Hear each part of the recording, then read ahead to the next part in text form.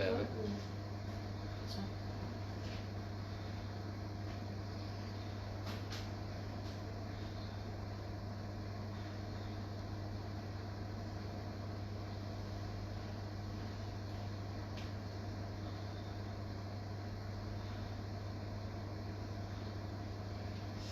Bonjour à tous. Écoutez, on a un petit bug technique. On pensait pouvoir diffuser en même temps sur Instagram et sur Facebook. Malheureusement, ça pinaille et on n'a pas trop le temps de se retourner. Donc on vous invite à nous suivre, à suivre le live sur la page Facebook comme on a simplement on a plus de fans sur la page Facebook, donc plus de monde pourra nous suivre. Donc j'invite tout le monde à nous suivre, le live qui va débuter tout de suite sur la page Facebook. On vous dit à tout de suite.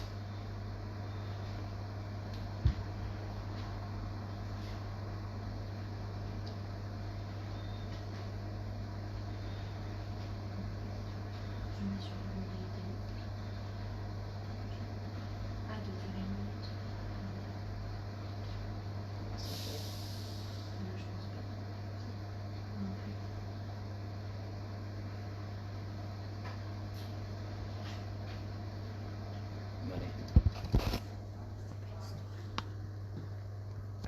Bonjour à tous, donc voilà, bienvenue à la conserverie. Comme j'étais en train de le dire à l'instant sur Instagram, on pensait pouvoir diffuser sur les deux réseaux sociaux en même temps notre live.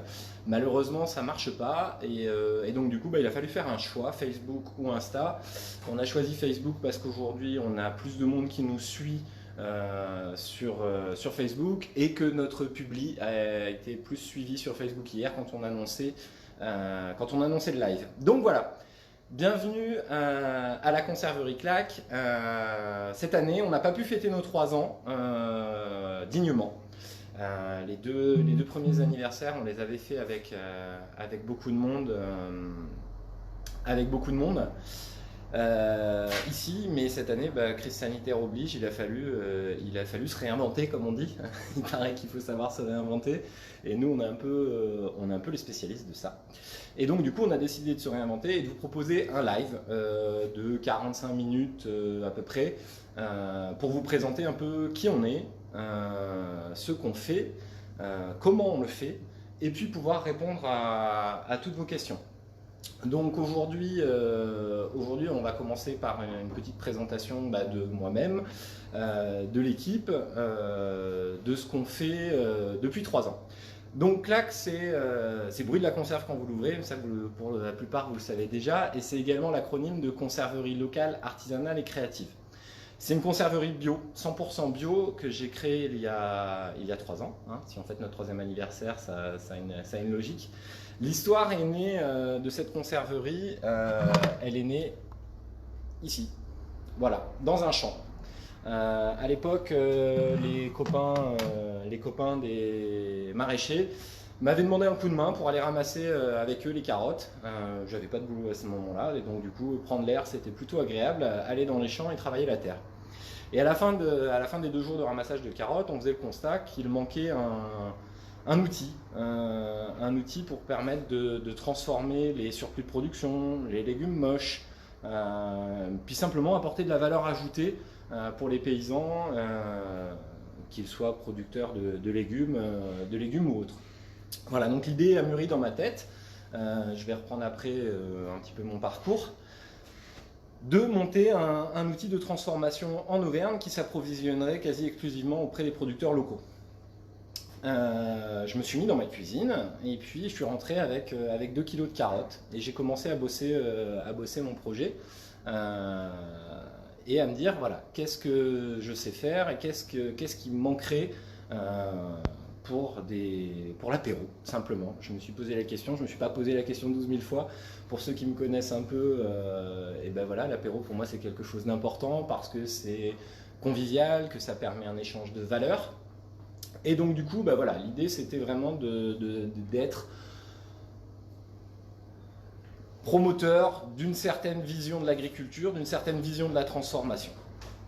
Donc moi voilà, je vais me représenter, je m'appelle Julien, j'ai 37 ans, je suis le papa de deux petits bouts, Romy et Marius, mes chouchous, et quand je suis devenu papa, j'ai bien compris que le monde ne m'appartenait pas, il appartenait à eux, et que si on voulait changer les choses, eh ben, il fallait s'y mettre dès maintenant pour leur proposer quelque chose un avenir durable. Alors je suis utopiste, idéaliste, mais aussi je suis convaincu que si chacun prend sa part, eh ben, on arrivera à faire changer les choses.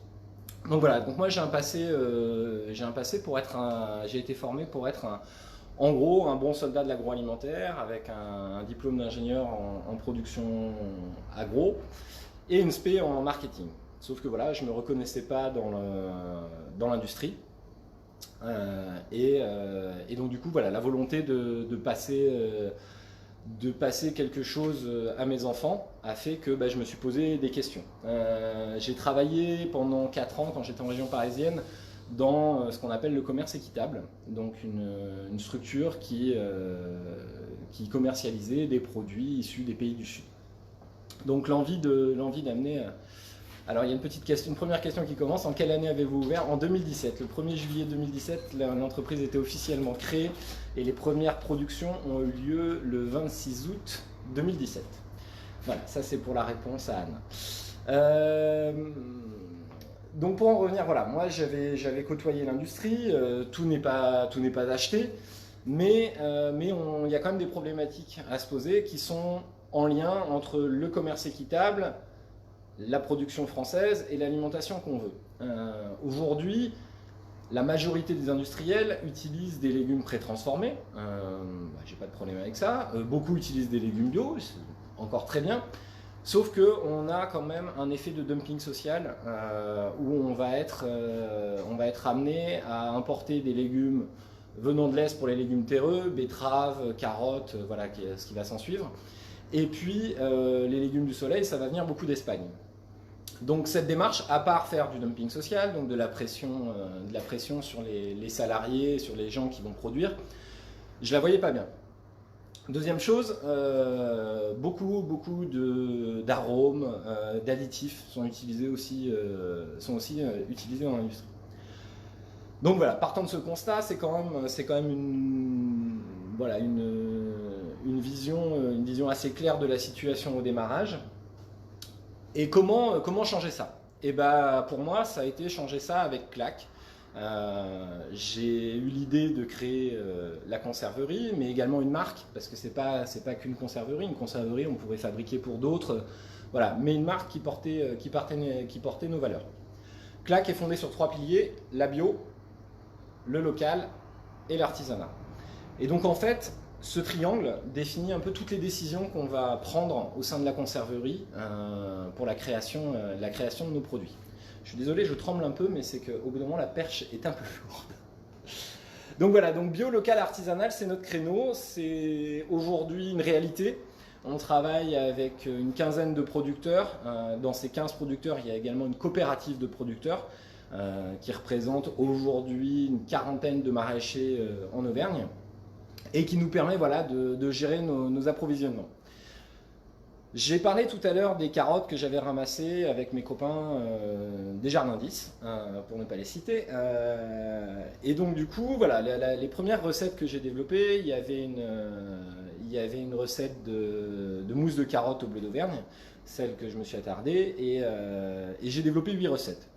Donc le 26 août 2017, j'attaquais les premières productions seul dans mon petit laboratoire à Cournon d'Auvergne. Donc pour ceux qui ne situent pas, Cournon, c'est la ville qui est collée à Clermont-Ferrand. C'est une ville moyenne, on va dire une petite ville de 20 000 habitants à peu près, et qui est à proximité de tous les champs et de tous les producteurs avec lesquels je travaille. Donc c'était assez facile entre guillemets de gérer les approvisionnements. J'ai eu le soutien des producteurs. Sans ça, la conserverie n'aurait pas vu le jour. Des producteurs de légumes, des producteurs de fromage, des producteurs de légumineuses, des producteurs d'huile. voilà, et qui aujourd'hui nous amène, je fais un petit coucou spécial à Léna qui vient de se connecter. Donc Léna, ça a été la première stagiaire, une des premières stagiaires que j'ai pris. Elles étaient deux avec Jeanne et elles m'ont appuyé au début de la conserverie. Parce que même si j'ai voulu dans ce projet entreprendre et y aller seul, pour simplement une bonne raison, hein. Il y a un adage qui dit seul on va plus vite. Et aujourd'hui on est à l'étape 2, ensemble on va plus loin. Donc maintenant, Clac, c'est pas que moi, c'est une équipe de 4 personnes dont on va faire le tour tout à l'heure. Je vais vous les présenter et comme ça vous allez pouvoir voir un peu chacun ses rôles, ses tâches au sein de la conserverie. Pour en revenir un peu plus niveau produit, je vais essayer de tourner la caméra. Je ne sais pas si on peut le faire sur un direct, si, ici. Voilà. Donc on a des méga reflets de soleil, mais c'est pas grave. On va essayer de s'approcher des produits. Donc là, voilà, ça c'est les premières recettes que j'ai développées. C'est des tartinables apéritifs originaux. Voilà, où on va retrouver soit des recettes fromagères, soit des recettes végétales. Donc, recette fromagère, c'est le mariage d'un légume et d'un fromage. On va avoir une mousse de carotte au bleu d'Auvergne, une crème de champignons à la forme d'Ambert, une crème de betterave au chèvre frais ou une crème d'aubergine au bleu d'Auvergne. Au démarrage, j'avais 3 recettes 100% végétales et 5 recettes à base de fromage. Aujourd'hui, avec le développement qu'on a connu et pour répondre à la saisonnalité, on a 11 recettes de tartinables fromagers et 8 recettes 100% végétales. Donc ça, c'est ce qui a permis le démarrage de l'entreprise. Il a fallu être réactif pour créer des nouveaux produits en fonction des saisons. Parce qu'en fait, au démarrage, le projet est tourné autour de 8 recettes. Mais il faut savoir qu'au mois de décembre, le courgette chèvre miel, il n'y en avait plus. L'aubergine au bleu d'Auvergne, il n'y en avait plus. Donc du coup il a fallu créer des produits pour les remplacer et les saisons des légumes d'hiver sont arrivées. Donc on a lancé le chou-fleur curry Cantal, le butternut fourme de Rochefort et voilà, il s'en est suivi d'autres recettes. Pareil au niveau des 100% végétales, le caviar d'aubergine a été victime de son succès et a très vite été complété par une mousse de pois carrés à la marocaine. Alors les recettes végétales, elles ont chaque fois des appellations un peu sur le voyage, notamment parce que c'est ma passion de créer des produits et que montrer qu'on pouvait faire des choses originales en utilisant que des végétaux, ça me tenait à cœur. Travailler les produits d'Auvergne et les fromages, ça me tenait à cœur aussi. Donc voilà, donc aujourd'hui on a 8 recettes végétales, 11 recettes fromagères. On avait également une gamme de soupes apéritives, les soupes à verrine, voilà, qu'on trouve ici. Donc ces soupes à verrine, c'est des soupes à texture très dense. Voilà, on peut se rendre compte voilà, qu'on peut dresser dans des petites verrines apéritives. Je vais retourner la caméra. Toc. Donc c'est des soupes apéritives et on a 8 recettes. Voilà, donc tout ça c'est le développement qui nous a amené il y a 1 an et demi à se poser des questions sur le lieu où on produisait la première conserverie dans laquelle j'ai lancé l'aventure. Se dire que c'était bien, c'était un lieu qui était idéal pour le démarrage, mais qu'on avait un petit souci, c'était un souci de place. Pas forcément en production, mais surtout en stockage. On va le revoir tout à l'heure, mais qui dit des productions locales à partir de produits frais, dit pouvoir stocker, parce que quand c'est la saison de la courgette, il faut produire la courgette chèvre miel, et que derrière, on va grandir. Donc plus on grandit, plus on a besoin de stock pour pouvoir tourner d'une saison de la courgette à l'autre saison de la courgette. Donc ça, ça a été vraiment la prise de décision. La deuxième chose, ça a été effectivement, comme j'ai dit tout à l'heure, ensemble on va plus loin, ça a été de créer une équipe. Le premier local où sont passés tous les premiers stagiaires, ils savent qu'il était exigu, même si on avait déjà annexé une partie d'un local à côté pour pouvoir stocker, on était un peu en difficulté. Voilà. Marie-Anaïs me fait signe, 2 minutes, c'est ça? J'avais prévu un quart d'heure d'intro. Donc on va avancer dans la visite. Pour ceux qui nous rejoignent, voilà, on fait le premier live de la conserverie. C'est une façon originale de fêter nos 3 ans et de pouvoir répondre à toutes les questions qui nous ont été posées depuis quelques mois. Parce que je pense qu'il y a une vraie prise de conscience sur des jeunes qui veulent entreprendre et de se poser la question, jeunes ou moins jeunes d'ailleurs, qui veulent entreprendre et qui voudraient, pourquoi pas, aller vers la conserve. J'ai passé beaucoup de temps avec pas mal de porteurs de projets. Aujourd'hui, c'est vrai que ce temps, j'ai du mal à me le dégager pour pouvoir les accueillir dans de bonnes conditions. Voilà, donc aujourd'hui, ce live, c'est aussi une façon de pouvoir répondre à ces questions et de pouvoir répondre aux questions,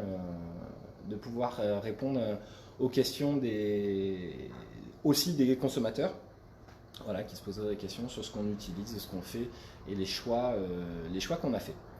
Donc, on va avancer dans la visite. Donc, il faut savoir que la conserverie, aujourd'hui, c'était un ancien bar, boîte de nuit. Voilà, donc à l'endroit où on ferme les bocaux aujourd'hui, il y avait une piste de danse.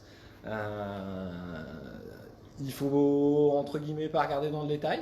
On est très pro au niveau de la partie production, au niveau de la partie on va dire, magasin, bar. On est voilà, sur un mode... Il y a Marie qui ne veut pas vous faire... Voilà, donc je vais vous présenter Marie. On va le faire tout de suite. Donc voilà, Marie, je vais te poser 2-3 questions. Bonjour, moi c'est Marie et du coup je suis alternante au sein de la conserverie depuis bientôt 1 an. Voilà, donc Marie, c'est notre première apprentie. Elle nous a rejoint en septembre l'année dernière pour faire une licence en communication. Donc toutes les jolies photos que vous voyez passer sur l'Instagram, toutes les petites vidéos sympas, c'est elle. Au final, voilà, après 1 an, qu'est-ce que tu penses de ton job? Qu'est-ce que tu penses de ton équipe? Qu'est-ce que tu penses de notre projet? Et ça m'a conforté dans l'idée de continuer dans une TPE, mon petit chemin, de continuer au sein de l'équipe. Donc là, je re-signe pour 2 ans, toujours en alternance dans la communication. Et puis ça m'a permis de découvrir le côté humain de l'entreprise.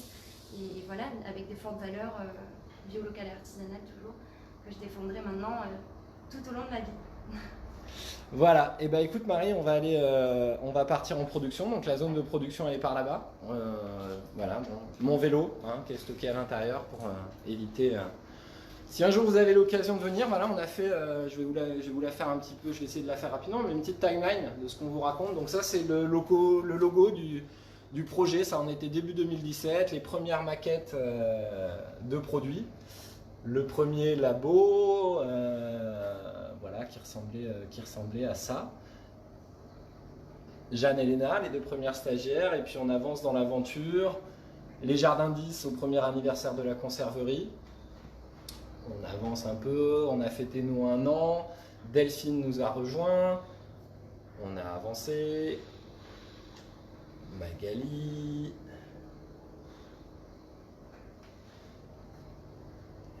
Voilà. Bref, si vous passez par ici, on se fera un plaisir de vous représenter ça en direct. Donc on va partir dans la zone interdite au public. Voilà, interdit aux personnes non autorisées. Donc on avance, on y va.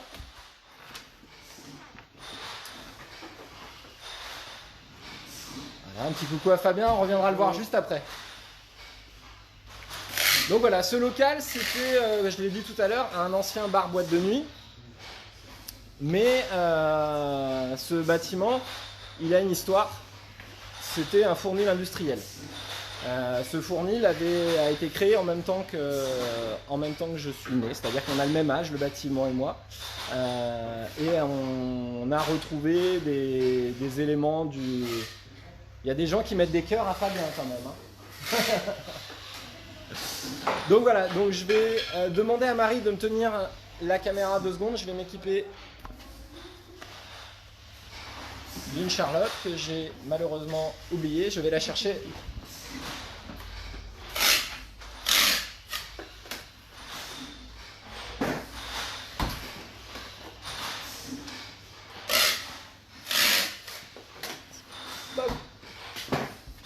Et voilà, me voilà tout beau avec ma Charlotte. Donc voilà, en gros, pour vous la faire un peu détaillée, ici vous voyez une grande porte. Cette grande porte nous permet de recevoir tous les bons ingrédients qu'on va recevoir. On a ici une chambre froide où on va entreposer. On est fin de semaine, donc on commence à être vide, à entreposer les légumes, et on a une chambre froide un peu plus loin pour les fromages. Donc tous ces produits arrivent, sont enregistrés en traçabilité, contrôlés en termes de qualité. Et la première étape va se passer ici. Donc je vais essayer de tourner la caméra pour vous expliquer un peu plus en détail. Donc voilà, donc ici c'est la partie légumerie de la conserverie. Donc c'est ici qu'on va nettoyer, éplucher, préparer les légumes. Donc voilà, pour éplucher les légumes terreux, on a une éplucheuse. Après, pour tout ce qui va être lavage, ça se fait à la maison. On a coutume de dire qu'à Clac, on travaille de la même façon que vous pourriez le faire chez vous, à la maison. Donc voilà, donc on avance, voilà, là on va retrouver les épices. Donc tout est pesé, préparé. On va rentrer dans la zone de préparation. Donc aujourd'hui on est équipé.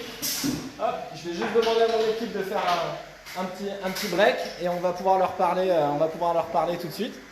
Donc rapidement les légumes vont être cuits dans ces marmites. Une fois qu'ils sont cuits, on va les transformer en purée à l'aide de ce robot. Et une fois que tout est prêt, eh ben, on va répartir ça dans un bac. Voilà, donc là on le voit ici, on a un bac, c'est le courgette chèvre miel. Ce produit est mis dans une doseuse qu'on va trouver ici. On va remplir les petits pots. Ça c'est aujourd'hui c'est le taf de Naores. Et puis coucou Eve. Et puis Baptiste après là qui s'occupe de capsuler. Donc on va commencer par juste présenter Naores. Tu as le droit de baisser ton masque. Vas-y, présente-toi. J'ai 23 ans, je prépare mon BPIA. Je suis chez Clac, ça fait 6 mois. Je me trouve trop bien ici. C'est convivial et l'équipe elle est trop bien. Ok, alors Naou nous a rejoint. Voilà, comme elle l'a dit, elle prépare un diplôme en production. Donc elle est le bras droit de Baptiste aujourd'hui pour tout ce qui va être nettoyage, épluchage, cuisson, dosage, capsulage. Donc voilà, là les pots comme on le voit sont en train d'être dosés. Les pots arrivent pour être dosés ici et après sont capsulés ici. Je peux même faire une démo. Voilà, allez, démo.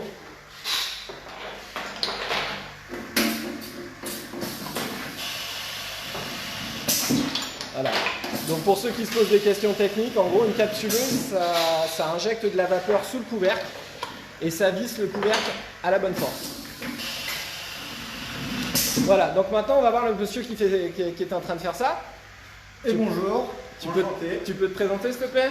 Eh ben, merci à tous d'être là. Je suis Baptiste, responsable de production. J'ai 33 ans. J'ai rejoint Julien il y a un petit peu plus d'1 an maintenant, par force de conviction. Et aujourd'hui, je suis là pour l'épauler sur toute la partie production, gestion des stocks. Voilà. Voilà, donc il faut savoir que Bat et moi, on a un passé commun.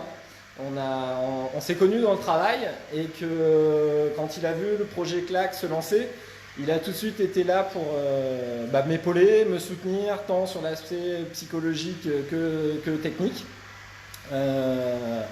J'ai eu des coups de bourre, à ce moment-là il n'avait pas trop de boulot, il est venu me filer un petit coup de main déjà à l'époque.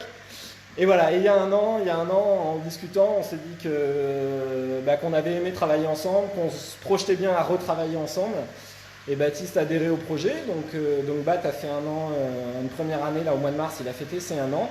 Et puis depuis quelques semaines, il est partner, voilà, il est associé à la conserverie. Donc quand je disais que voilà, c'était une aventure humaine, que j'avais choisi d'arrêter de vivre seul et que je voulais la vivre en groupe, ça passe aussi par ce garçon. Voilà. C'est vrai que quand on parle de conviction chez nous, dans le travail, il y a la conviction déjà d'être un petit peu plus utile que ce que je pouvais être avant. Moi, j'étais cuisinier, formé à Paris, notamment passé par Ferrandi. Et puis voir Julien se lancer là-dedans, je me suis dit que je pouvais être utile pour la région, pour les producteurs, pour donner l'exemple de travailler des bons produits nobles.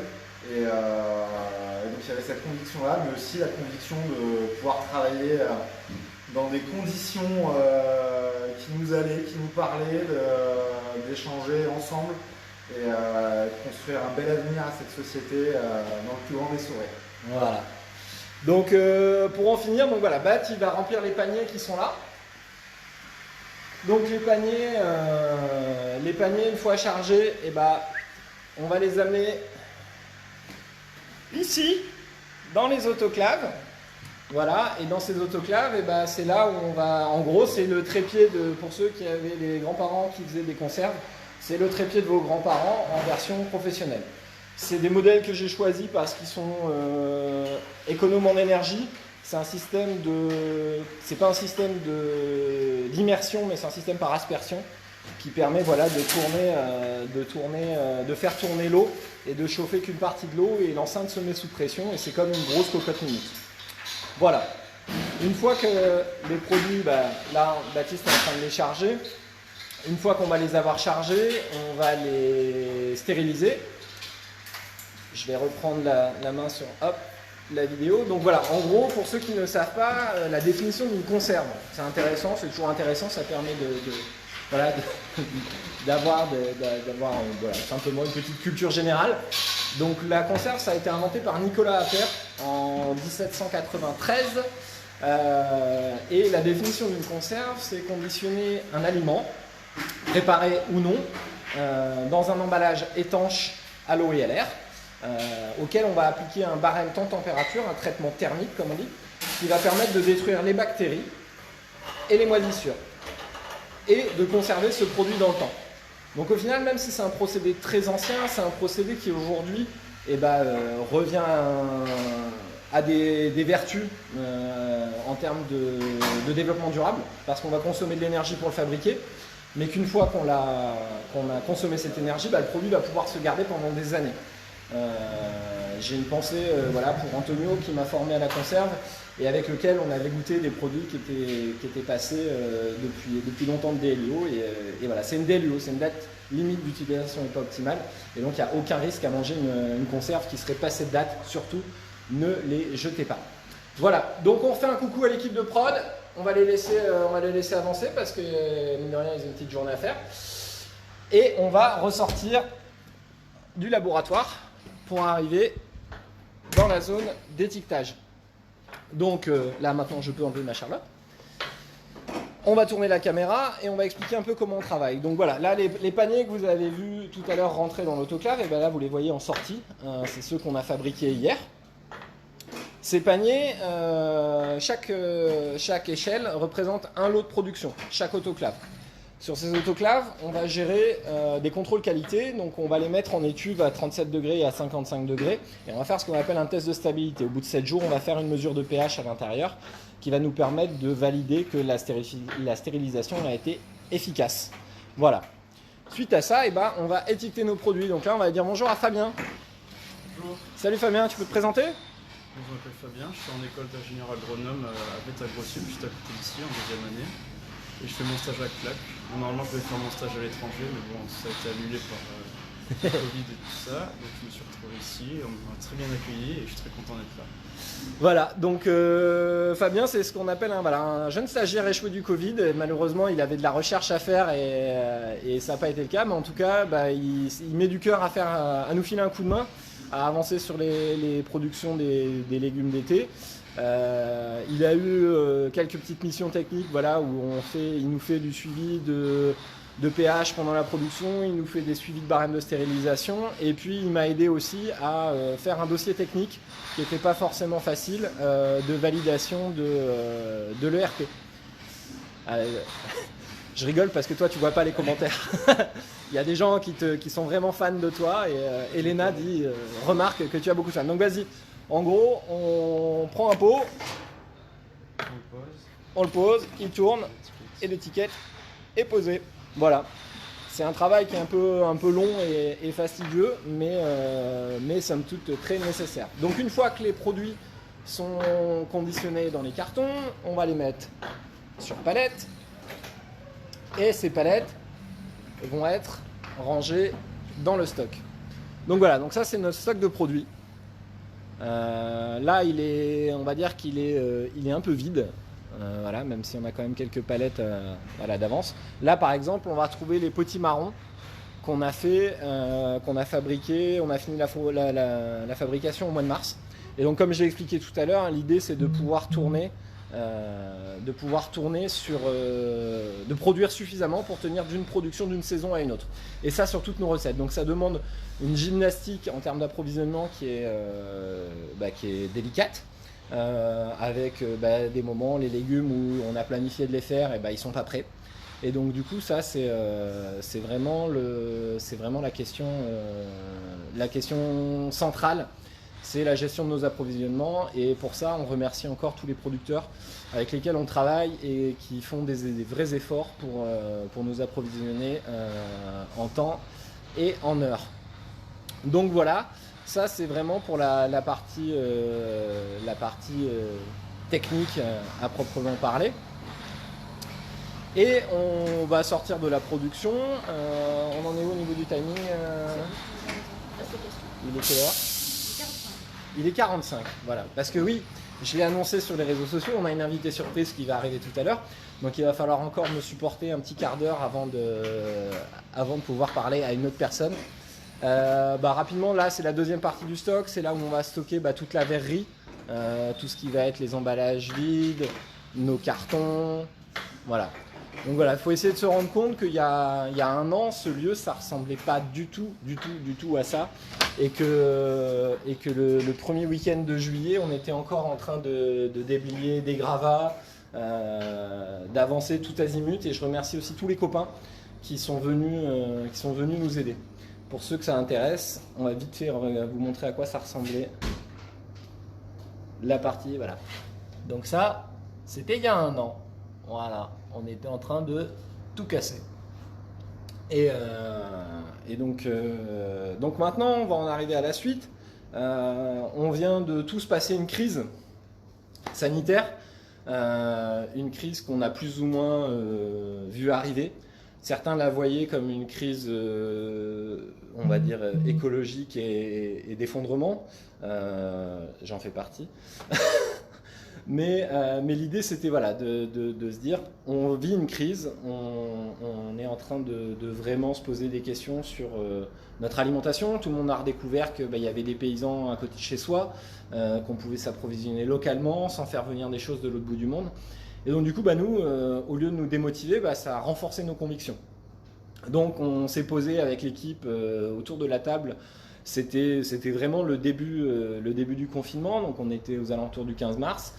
Et on s'est posé avec un café et puis on a discuté à se dire, voilà, qu'est-ce qu'on fait On arrête la production, on va tous chez nous et on se terre.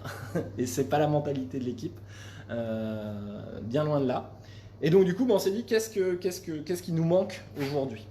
Aujourd'hui, on a des clients, magasins, on a des clients particuliers qui nous font confiance, qui nous envoient souvent des messages d'encouragement et surtout continuer parce que ça nous fait vraiment plaisir.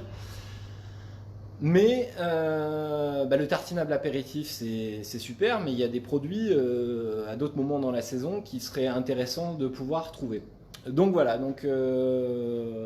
cette discussion en entraînant une autre, qu'est-ce qu'on peut faire, qu'est-ce qu'on sait faire, qu'est-ce qu'on a la possibilité de faire. Et on s'est posé en cuisine avec Baptiste. Et un petit coucou à Easy sur Eure, voilà, des voisins de mon enfance qui ont monté un petit magasin qui s'appelle au Petit Bocal ou au Bocal, je sais plus. Ah, merde, ils vont peut-être me corriger. Mais voilà, un petit magasin vrac, et ça c'est pareil, ça fait partie de cette fibre d'entrepreneur qui prend le problème du dérèglement climatique et le problème de la pollution à bras le corps.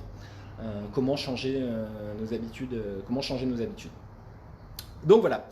Donc on s'est posé et on a développé une gamme de plats cuisinés.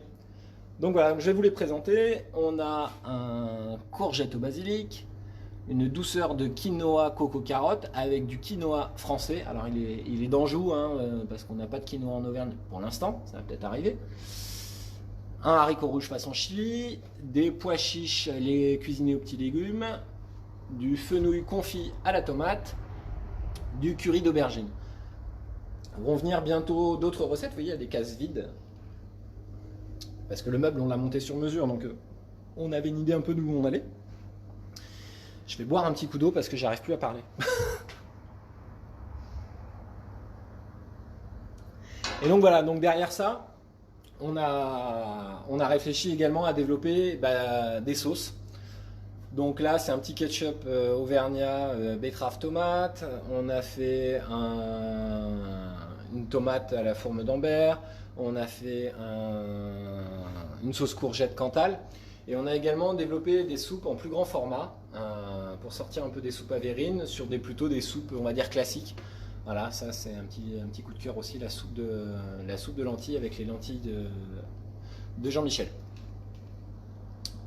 Pic, on revient sur moi. Voilà, donc en gros, on va passer de 19 références de tartinables qu'on avait à quasiment une quarantaine de produits. Donc l'idée c'est de toujours essayer d'innover, d'avoir des recettes. Alors il y a certes des recettes classiques, le courgette au basilic, on n'a rien inventé, on a juste travaillé la recette qui nous ressemble. Mais un curry d'aubergine par exemple, c'était pas quelque chose qui semblait évident au premier abord. Que dire d'autre? Si, on parlait de zéro déchet tout à l'heure. C'est quelque chose qui nous tient aussi vraiment à cœur de limiter nos déchets. Donc, c'est au petit bocal à Aisy-sur-Eure, voilà, je les salue. Ça nous tenait à cœur, voilà, de limiter notre impact. Donc forcément, l'impact, il passe par une chasse au gaspillage alimentaire. Aujourd'hui, 30% de la production agroalimentaire européenne est mis à la poubelle. Donc quand on entend des discours de nous dire oui, mais si on n'utilise plus d'intrants chimiques, d'engrais, on n'arrivera pas à nourrir la planète. Et si on en jette 30%, c'est que déjà il y a un problème. Donc la chasse au gaspillage, le gaspillage alimentaire, il faut savoir qu'il se fait à plusieurs étapes différentes. J'essaie de me régler. À différentes étapes, on va avoir l'étape 1 qui va être tout ce qui reste dans les champs, qui est abîmé, gâché, ce qu'on considère de légumes moches, les gros, les petits, les tordus. Donc tout cela, nous, on les aime et on s'en occupe. Et puis après, il va y avoir des étapes au niveau des pertes au niveau de la transformation, des pertes au niveau de la distribution et puis des pertes à la fin chez le consommateur qui oublie des fois des choses dans son frigo. Donc nous on intervient sur cette première étape, on récupère pas mal de légumes, tordus, voilà. Mais on met un peu plus de temps à s'en occuper, mais on s'en occupe très bien quand même. La deuxième chose, c'est que on fait de l'épluchage, donc on a quand même beaucoup de déchets verts, ce qu'on appelle du déchet vert, qui pourrait être valorisé sous forme de compost, ce qu'on était en train de mettre en place avant qu'un producteur ami de la conserverie nous dise moi j'ai envie de me lancer à faire du cochon en bio et les cochons ils mangent tout. Et donc voilà, et donc chaque semaine on a Guillaume qui passe et qui récupère toutes les pluches pour nourrir ses cochons. Donc là, plus de déchets. On a diminué le volume de nos poubelles depuis qu'on est dans la nouvelle conserverie, quelque chose de vraiment important. La deuxième chose, c'est le déchet vert. Beaucoup de gens me parlent du déchet vert, et c'est vrai que c'est le verre, c'est un matériau qui est entre guillemets super parce qu'il est recyclable à l'infini, qu'il ne transfère pas de molécules chimiques comme un emballage plastique au travers de l'aliment. Mais derrière, pourquoi le casser et consommer de l'énergie pour refaire les mêmes bocaux? Voilà, donc aujourd'hui, on a fait un partenariat avec l'association Avenir qui est basée à Rion, qui est un chantier d'insertion. et qui s'occupe de laver une partie des bocaux qu'on arrive à récupérer chez les clients. Donc je fais un bravo, j'ai qu'une main, mais je fais un bravo à tous les magasins de la région, les magasins qui se sont engagés pour que les verres soient déposés par les clients et que l'association L'Avenir puisse les récupérer. Donc ces verres vont être lavés de manière professionnelle par les équipes du chantier d'insertion et vont nous être livrés, et donc du coup nous on va pouvoir les reconditionner. On a même commencé à monter cette démarche avec des magasins partenaires sur Lyon, où les clients ramènent des pots, et nous, à chaque livraison, on récupère des pots vides. Ces pots vides, on les redonne quand même s'ils sont souvent propres, on les redonne à l'association L'Avenir pour qu'ils soient lavés de manière professionnelle et garantir la salubrité de nos emballages, simplement. Et Aurélie nous dit en plus les cochons doivent être trop bons. Et ça pour l'instant on ne sait pas. Et je la salue Aurélie parce qu'on a travaillé ensemble quand j'ai été formé à la conserve, et aujourd'hui elle est devenue apicultrice avec son mari, et ils font des projets top en Eure-et-Loire. Voilà. Est-ce qu'il y a des questions supplémentaires? Nous on s'était noté quelques remarques peut-être pour aller plus loin, mais si des gens ont des questions, on est prêt à les prendre là tout de suite en live. Alors pour l'instant pas encore de questions. On est content parce qu'on ne pensait pas qu'on aurait autant de gens qui nous suivraient sur ce live. Voilà, on est 22, tout à l'heure on était 25. C'est comme si on faisait un apéro claque. Oui, parce qu'on fait des apéros claques. Depuis le début de la conserverie, on avait mis en place ça. C'était un jeudi soir par mois où les gens pouvaient venir à la conserverie et on faisait la visite que je viens de vous faire, mais en vrai, pas en virtuel. Depuis la crise sanitaire, on a un peu stoppé ça. Parce que voilà, il y a des règles et qu'il faut les respecter et qu'on va mettre personne en danger. Donc on espère qu'on arrivera au mois de septembre à faire ça en extérieur, comme on a la chance d'avoir une belle terrasse, de pouvoir rencontrer nos clients, parce que nos meilleurs ambassadeurs aujourd'hui c'est vous, c'est les gens qui claquent, c'est les gens qui nous soutiennent, qui nous envoient des messages d'encouragement, qui prennent nos produits en magasin et qui passent des bons moments, parce que avec des claques à l'apéro, ça peut quand même toujours entre guillemets ouvrir des discussions qui peuvent être intéressantes, parce que claque, c'est pas connu, on est une TPE, hein, on produit peanuts par rapport à ce que peut faire l'industrie, mais du coup ça peut amener à des discussions sur des projets, de se dire pourquoi si les gens voient les commentaires passer, ils savent pourquoi je rigole. Mais donc du coup, voilà, c'est vous nos meilleurs ambassadeurs, et la façon de porter nos produits, encore une fois, c'est vous. Je vais juste faire un petit saut à l'extérieur, parce que ça c'est... voilà, aujourd'hui mon grand garçon est en vacances chez son papy et sa mamie, et je suppose qu'ils vont regarder ce live. Et donc lui, et avec toute l'équipe, ça passe pas.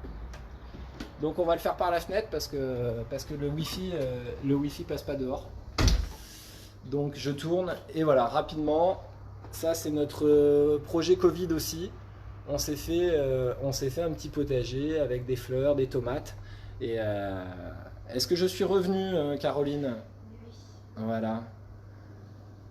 Donc voilà, je suis... Bonjour Caro. Et donc voilà, et donc c'est vraiment ce projet qui nous anime.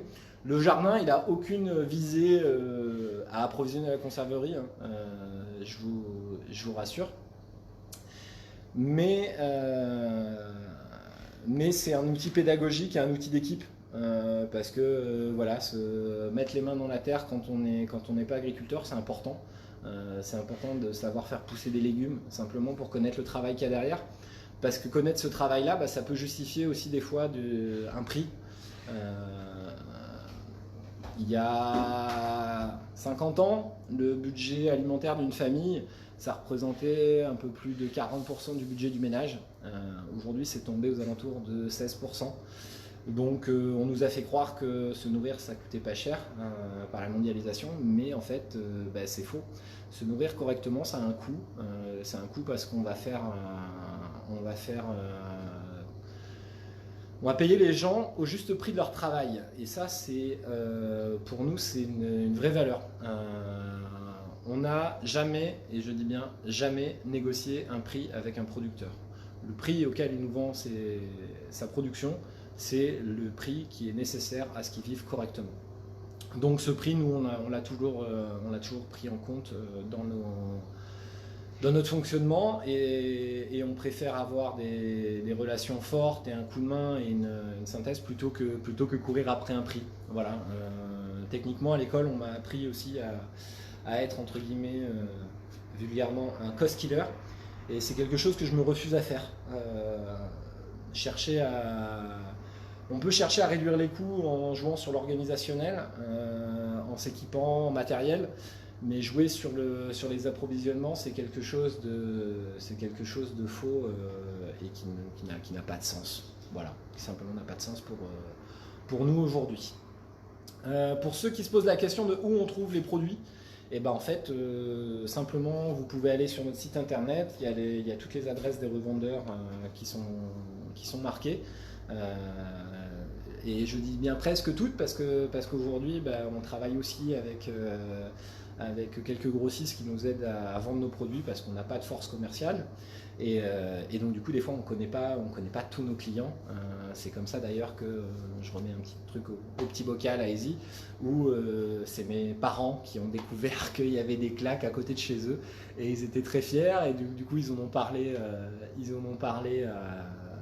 avec les gérants du magasin. Et puis quand j'ai été il y a quelques semaines chez mes parents, j'en ai profité pour aller faire un crochet, leur faire un petit coucou et leur présenter qui on était et ce qu'on faisait. Donc voilà. Donc on les retrouve en magasin bio, en épicerie fine, en magasin de produits régionaux, chez quelques fromagers et chez quelques cavistes. Et arrive notre invité mystère pour poursuivre la vidéo et la rencontre. Voilà, donc certains d'entre vous, hop, je tourne la caméra, elle arrive, elle est là. Voici notre invité mystère. C'est Marie Domaille de Végédome. Salut tout le monde. Voilà, donc Marie, c'est une copine qui s'est lancée, maintenant ça fait 2 ans. Voilà, on a 1 an d'écart. Il y a 2 ans, elle était passée me voir, on avait essayé de travailler sur son idée et sur ses produits. Et puis comme il y a Léna qui fait « Salut Marie !» Et du coup, on n'avait pas réussi à l'autoclave parce qu'elle a un produit un peu particulier. Marie, tu peux te présenter, nous dire ce que tu fais? Ouais, du coup, je m'appelle Marie et donc je viens d'avoir 27 ans. Et il y a donc 2 ans, j'ai créé Végédome. Donc c'est une entreprise qui crée des boissons végétales à base d'amandes et de noisettes. Donc nous, c'est tout à fait sans lactose, bio, artisanal. On a un peu la même démarche que Clac, du coup. C'est pour ça que je m'étais rapprochée de lui à l'époque. Il m'a d'ailleurs beaucoup aidé dans les débuts. Enfin, je pense que j'en serais pas là si tu n'avais pas été là. Et du coup, on a 4 recettes de boissons végétales à base d'amandes et de noisettes et une recette de pâte à tartiner à base de 80% de noisettes. Voilà, aujourd'hui. Qui est une vraie tuerie. Il paraît.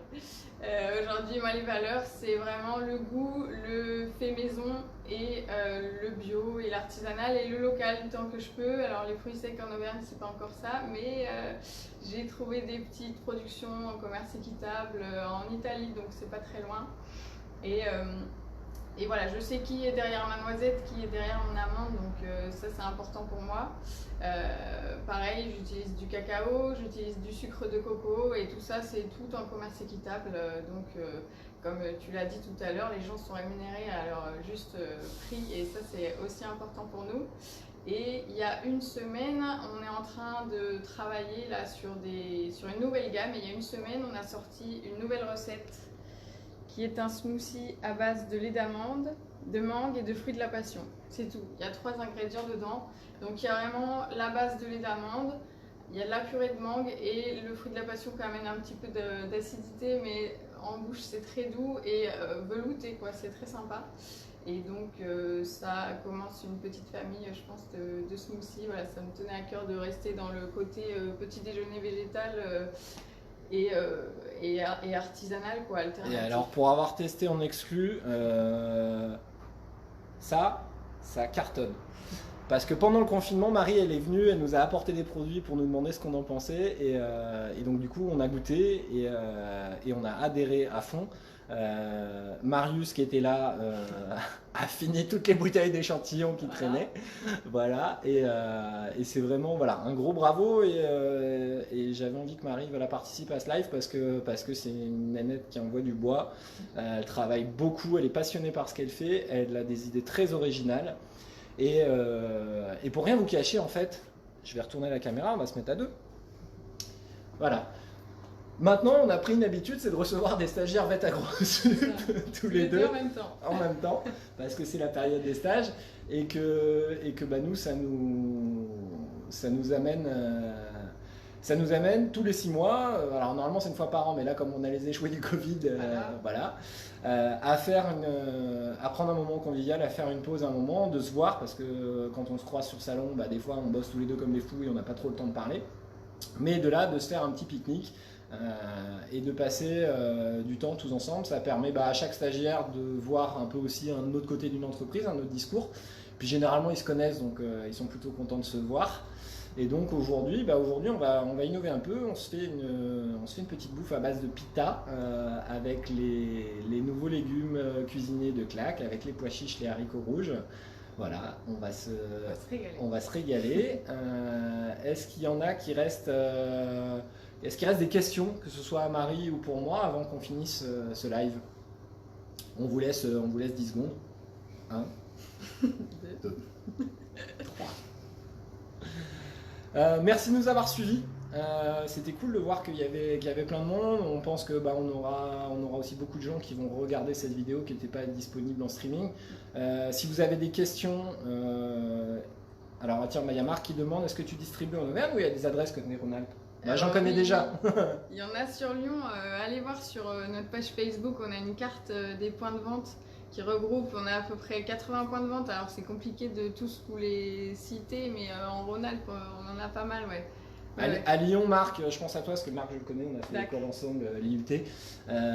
Tu peux aller à la boutique à la source, comme ça tu trouveras des claques et des. Voilà, tu peux aller au Hall de la Martinière, non? Non, raté. Tu trouveras des claques.